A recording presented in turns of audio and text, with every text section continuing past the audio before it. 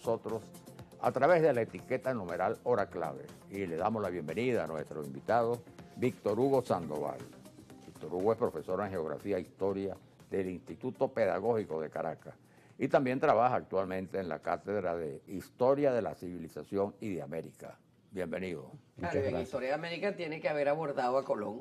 Exactamente. Obviamente. Ahora, una pregunta que nos hacíamos y que sería bueno comentarla aquí ante el público. Es decir, Cristóbal Colón hace 519 años que falleció. Sí. Y con motivo de eso estamos haciendo el programa. Ahora, sin duda que es un personaje sumamente apasionante, ¿no? Pero ¿por qué después de tanto tiempo, que ha habido tantos historiadores que se han adentrado en esa historia y en la vida de Colón, persiste tanto debate en torno al personaje, tantas dudas, tantos malentendidos, que hay que estar constantemente aclarando desde el lugar donde nació hasta quién sabe cuántas otras cosas? Por supuesto, Cristóbal Colón podríamos considerarlo como, y para muchos de sus biógrafos, como una de las figuras más importantes del mundo occidental después del nacimiento de Jesús. Exactamente. Para los musulmanes, Mahoma, Buda. Es decir, Cristóbal Colón está dentro de quizás la tercera o cuarta figura más importante de la historia de la humanidad. Esa connotación que se le puede dar a Colón debido a los hechos que van a suscitar pues su polémica y su importancia con su vida, pues nada más y nada menos que la llegada de Cristóbal Colón al Nuevo Mundo. Claro. El 12 de octubre obviamente tiene una importancia capital para la humanidad. Tenemos que englobar no solamente lo que hoy es América, tenemos que incluir África y Asia también. Claro.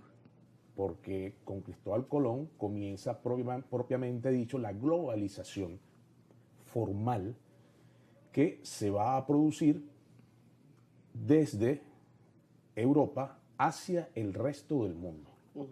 Es decir, Europa se convierte en el centro de colonización a nivel mundial de forma ya oficial. Claro. Ahora, fíjate, yo te lo digo porque me imagino que habrás escuchado que hay mucha gente que debate, o sea, los portugueses dicen que era portugués, los españoles que era español, los italianos que era napolitano, y incluso eso que mencionas, la llegada a América, también se ha debatido. Yo he escuchado gente que ha dicho, no, es que Colón no fue el primero, fueron los vikingos. Sí. Entonces uno dice, bueno, y entonces...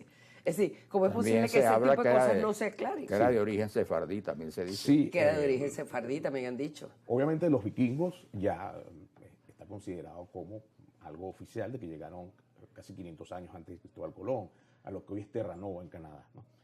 Lo que pasa es que no formaron colonias duraderas en el tiempo. Claro. Cuando llega Colón ya formalmente con la corona, es donde comienza pues oficialmente la colonización claro, porque venía con una estructura en toda regla, que era la corona, pues, claro. La fusión de las dos coronas y el Estado Nacional que es España, por supuesto, ¿no? Pero sí, tomando en cuenta el origen de Colón, muchos de sus biógrafos e historiadores hablan de que pudo haber sido mallorquín, pudo haber sido gallego. Los portugueses se atribuyen su nacionalidad, pero también hay que tomar en cuenta que el rey de Portugal no tomó en consideración el proyecto de Colón. Por eso que Colón pasa a España. Sí. Es decir, le ofrece el proyecto a los reyes de España. Claro. Ahí está 7 años esperando pues que los reyes logren tomar la ciudad de Granada, gobernada por Boabdil, el último rey de Granada, y es cuando le dan cabida al proyecto de Colón. Es decir, Colón está 7 años en España esperando que los reyes decidan. Y obviamente les vende su proyecto, el cual, bueno, de cierta manera o misteriosamente es aceptado por los reyes de España. Se lo proponen a los reyes de Portugal, no lo toman en cuenta, pero los reyes de España, pues, sí le dan más... la importancia que requería, porque ya como dicen, visto lo visto, sí, el tipo tenía razón, ¿no? Correcto. Y debe haber llevado un proyecto bien montado, porque tampoco le hagan financiar algo. Sí, Hernando de Talavera y Fray Antonio de Marchena, que fueron consejeros de la reina y fueron geógrafos, interceden para hablar con los reyes y ofrecerles el proyecto de Colón, de que es un proyecto viable y confiable hacia las Indias. Entonces, ahí entra otro detalle más de la polémica vida de Cristóbal Colón. Sí, es cierto que Colón sabía a dónde iba. Eso se ha especulado muchísimo, ¿no? No es Se de dice ahora. que llegó por accidente, que se extravió. Sí, Esa uno es dice otra de que las cosas. ese es el que llegó por Otro de los accidente. Ahí entra también la leyenda del piloto desconocido, el prenauta Alonso Sánchez de Huelva, que desde el siglo XVI ya el Inca Garcilaso de la Vega hablaba del prenauta.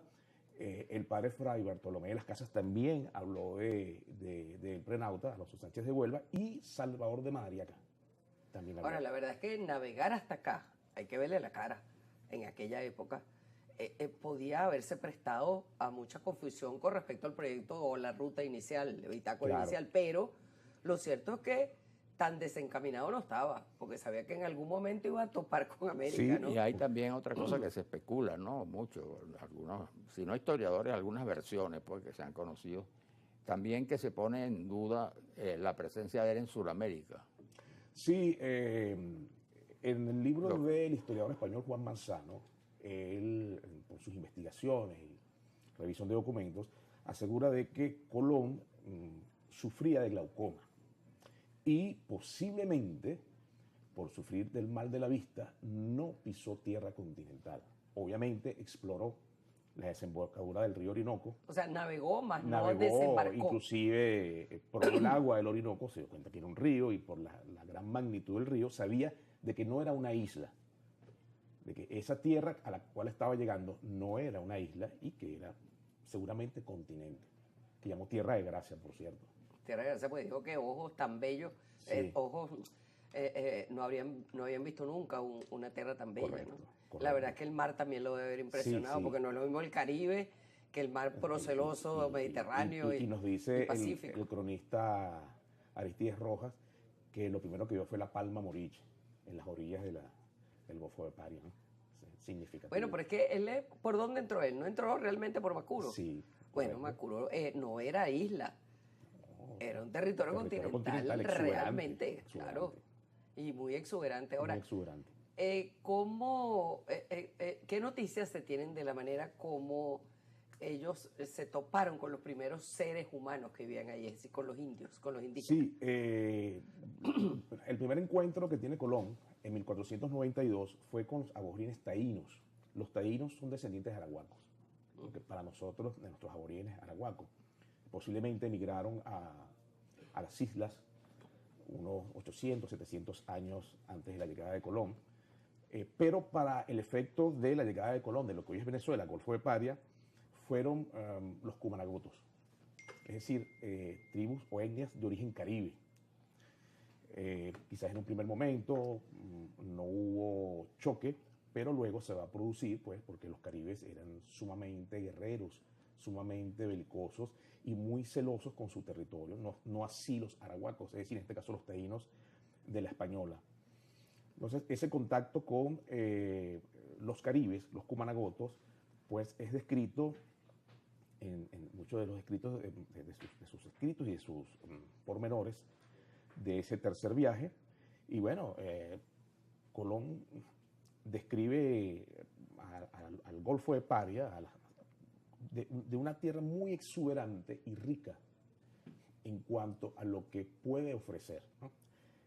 No es una isla, es continente. Si estuvo o no estuvo en el sentido de pisar tierra, bueno, eso nunca lo sabremos, cómo poder saber eso, ¿no? Pero ciertamente... Bueno, siempre hay una imagen que es muy típica pues, de los libros de historia del momento que llega Colón, que se arrodilla y están Sí. los indígenas, etcétera. Y toma posesión Y por el toma rey y por la posesión, reina. exacto. Entonces uno tiene la idea, pues, por ese tipo de simbología que se maneja Sí, en sí. Claro. en esos frescos que realmente sí estuvo. Pero estuviera o no estuviera, obviamente, él hizo no uno, sino varios viajes. Sí, hizo varios viajes. Y con esas tres carabelas fue el primer viaje. Sí, en el primer viaje, Colón realiza la travesía siempre nos han enseñado desde la escuela, ¿no? La Niña, la Pinta y la Santa María. La Santa María era de origen gallego y se llamaba la Marigalante. Era una nao, tenía una gran capacidad de tonelaje. Las otras dos carabelas, la Pinta y la Niña, que eran piloteadas por los hermanos Pinzón, grandes navegantes españoles, inclusive muchos piensan que fueron mejor navegantes que Cristóbal Colón, pilotearon pues la Pinta y la Niña, que eran andaluzas, fueron realizadas en astilleros andaluces. Como sabemos, la Santa María en Calla, con ella se construye el Fuerte Navidad. Cuando Colón regresa de su primer viaje, regresa en las dos carabelas restantes, la Niña y la Pinta. Colón es recibido en la corte española. La corte era itinerante, nunca estaba en un mismo sitio. Sí. En este caso estaba en Barcelona, lo que hoy es Barcelona, y ocurre la famosa anécdota del huevo de Colón, en donde están cenando y entonces uno de los cortesanos le dice a Colón de que es muy fácil hacer lo que él hizo. Entonces él le pregunta que agarre el huevo cocido y trate de colocarlo en forma vertical. Obviamente dice es imposible. Colón agarra un cuchillo, corta la parte o la punta del huevo cocido y lo coloca fácilmente. Entonces este cortesano dice, pero eso es muy fácil hacerlo. Sí, pero si yo no te digo cómo se hace, tú no lo haces. No se te ocurre, pues. No se te ocurre. La idea es lo importante, saber, lo importante, imaginarse ¿no? cómo Es se decir, podía hacer eso. Si bien ahora lo ves fácil, tenía que ir yo a recorrer esa ruta para que ahora fuese fácil.